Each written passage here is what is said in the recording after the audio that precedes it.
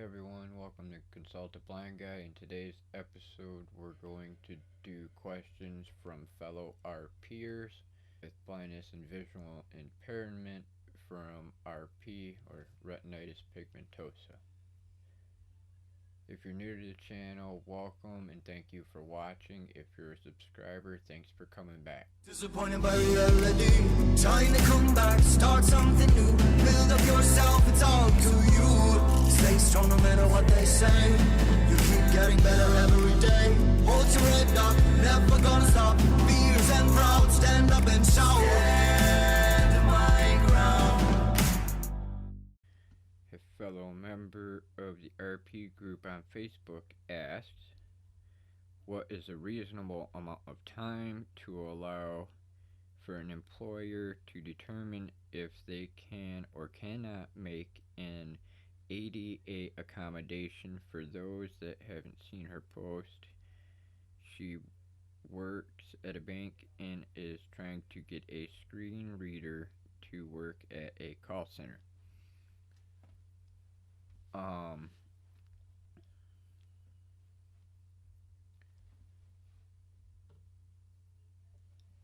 don't know per se what the proper amount of time would be, but considering the job that you have and the request that you're making for a screen reader,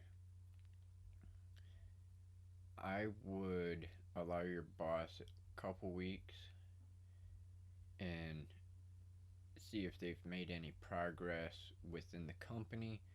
I would also in that time contact the ADA and seek a representative there to assist you, because rightfully you should not be fired or punished for your disability. And if they by chance want to say because they can't give you a screen reader that they're going to have to let you go, they I don't believe by law can do that, because it's discrimination against a disabled person, and they would have to keep you at a different job position where they can accommodate you. If you're another RP'er or an ADA rep, if you could comment down below and possibly answer this question a little bit further, it would be great. Okay, next question. How do you all do riding in cars? I always tend to have a tendency to get car sick. That seems to be so much worse now, and riding gives me so much anxiety. It seems like the car is too close to other cars. My eyes are scanning constantly, and it is nerve-wracking. How do you all handle managing riding with low vision? Any suggestions on the anxiety or motion sickness? I myself get mild car sickness sometimes. It all depends on the day. It doesn't happen all the time. I try to lay my head back with my eyes closed and relax while I'm going down the road, or try to focus on music or something like that to keep my mind off of the motion. If you have this similar problem or have another tip or trick that might be good, please comment down below and help another visually impaired blind person out. It'd be appreciated. Question number 3. Should Braille be learned at any stage of visual impairment? Should I also teach my children Braille even if they do not have RP?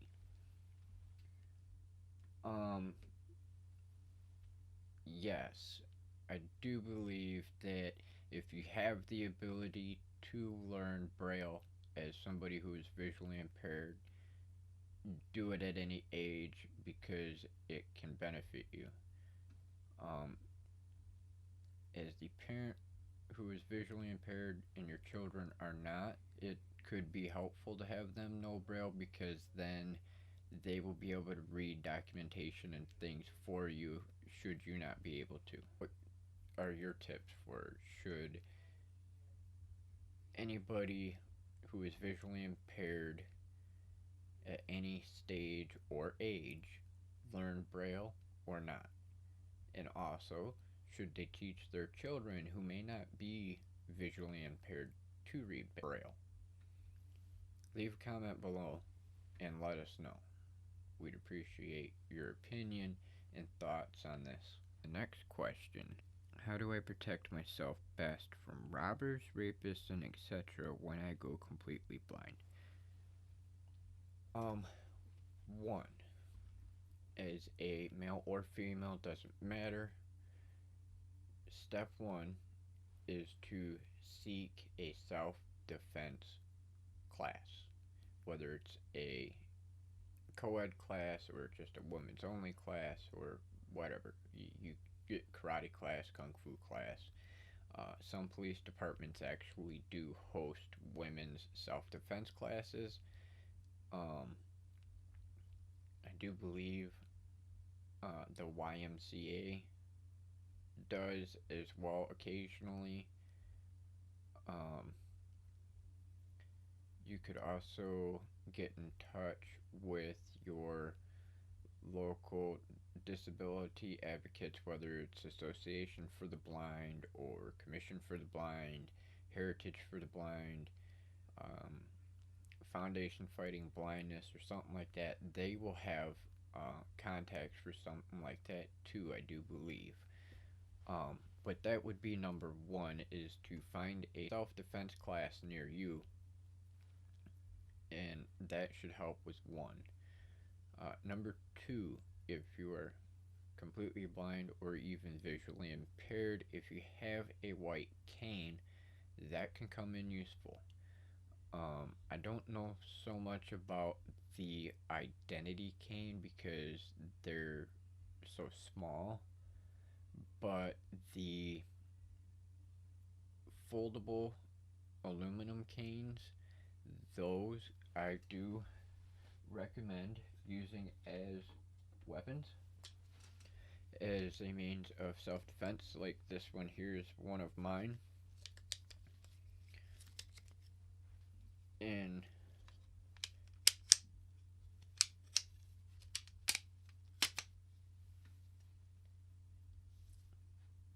it is not a very thick cane. It's roughly half-inch, I'd say. And when you break these down into the 4 pieces, or well, 5 pieces, sorry. But when you break these down and you put your strap on them to hold them in place, you can actually notice that you can either have it up here, so you have your ball end towards the person you're going to strike, or you can even use the as your hand stopper. This way you can swing in to defend yourself. It may not seem like it, but these 5 pieces of aluminum right here could cause a lot of damage.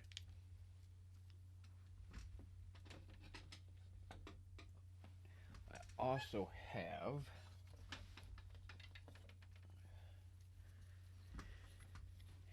a like pistol grip handle cane. It's a little bit bulkier, but it can still be used in the same manner. This is also a 4-piece cane. You can use the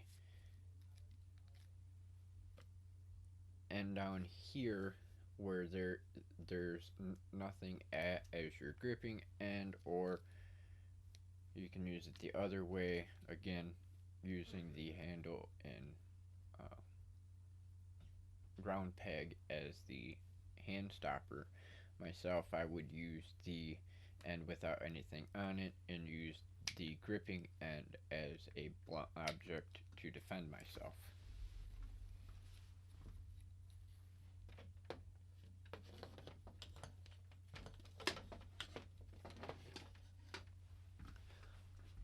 Tip number 3 would be to have a whistle or yell or make a lot of noise, something, create a scene to create attention. Create attention is tip number 3.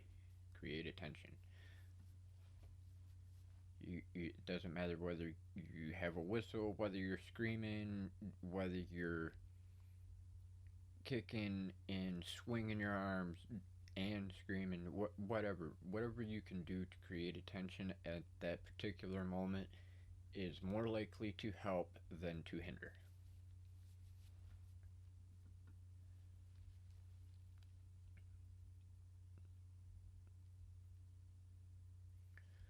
Number 4 would be to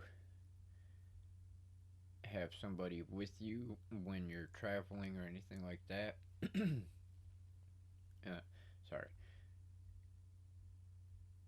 To have somebody with you when you're traveling, or letting them know where you're going when you're going to be there, or you think you're going to be there, or what your route is, or something like that. Have a safety net set up. That way, if you travel and multiple people, whether it's a sighted person or another blind person, you're more likely to not have issues because you're multiple people.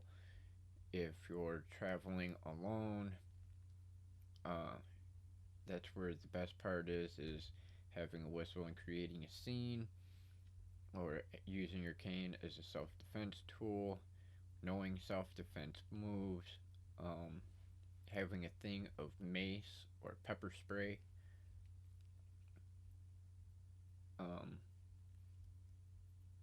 But to travel alone outside of those, tell somebody you know where you're going, or I do believe there's a couple different safety apps out where you can do things to have an emergency contact on one tap, or 911 on one tap, or something like that as well. That's something you could look into. If you have other tips or tricks for self-defense as a legally blind or visually impaired or 100% blind woman or man in self-defense and ways to defend yourself, please leave a comment below to help out our fellow RP'ers and other visual impaired members within the community. It'd be greatly appreciated. Okay, next question is, how do you solve being able to get to work when you live in the countryside with no commute options and no support network and no help from the government? And no, I'm not willing to move. If you're out in the country and you currently don't have a commute set up and you don't use government stuff like that, I would check with possibly a coworker who might be out in your area and see if they might be able to swing by with whomever else they might be carpooling with into work, if they can get you, or if it's just that one person out there in your area possibly. You can always try like Uber or Lyft, but be careful when using such third-party kind of things, as there's been a lot of reports of different abuse and things that happen on both parts, whether it's drivers or whether it's patrons. So just be careful on that if you choose to use something to that aspect. In some communities, they have a dedicated rural bus that you can call up. Some of them, they call them dial-a-ride, and you can get a hold of them. Sometimes they're free, sometimes they're mildly cost $1.75 to $5. It all depends on the distance and everything. There's a lot of different factors. Another option is, depending on your job, In this case, I actually asked before doing this video, and she's an engineer for IKEA, and I would think possibly, I wouldn't know, but it would seem like IKEA, being an engineer, they would accommodate you with the ability to work at home, possibly, because I'm not sure what all you work with there in the aspect of engineering for IKEA, if it's computer work or if it's working on paper or what. But I would ask in the sense of working from home, possibly, if you do things that are done on the computer that you could possibly send back and forth on a secure network, or if there's a coworker you could possibly catch a ride with, um, like I said, possibility of a dial ride or Uber or Lyft type thing. Um, I don't blame you. I wouldn't want to leave a house in the countryside and be forced to move inward towards the city to work at a company like that. It would seem better, in my opinion, to work for such a corporation and live out in the country. Makes you feel better to have that area. But if you guys have any other ideas or tips or even possibly considerations for other means of transportation from countryside to work, or alternatives for possibly working at home for the same company, or anything like that, please leave a comment down below and help us out with this, with your suggestions and tips. Or if you have another question similar to this, maybe we can do another video on more ideas. Okay, last one here. How do you deal with having to apply for disability but get told you have to be unemployed for a period of time before you can apply? The unfortunate part is that we all have the same restriction when it comes down to the amount of time that we have to be unemployed for disability or SSI or anything for that matter. Unfortunately, the only thing you can do is wait it out until your time period is up. In that meantime, if possible, try to get unemployment. Um, See if you can get help from family. Not that you want to, but I would seek out help from your local Department of Human Services and see what they might be able to do to assist you until your application for disability goes through.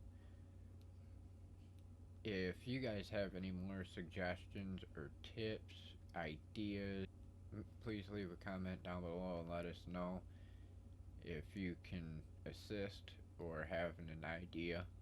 Alright everybody, thanks for watching Consult a Blind Guy. I hope this video was a little bit helpful. Please give a like, comment down below if you have any ideas, suggestions, tips for these questions.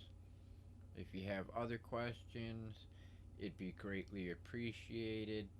Don't forget to share this video to get it out to the rest of our blind and visually impaired community so we can help others get some of them questions that we all have as our peers and visually impaired people answered, as well as to help our sighted people out in the community so they can better understand us and we don't have so much of a misconception and misunderstanding between us. Don't forget to subscribe, hit the bell icon so you can stay updated on the latest videos and more from this channel. Thanks again for watching, and we'll see you next time.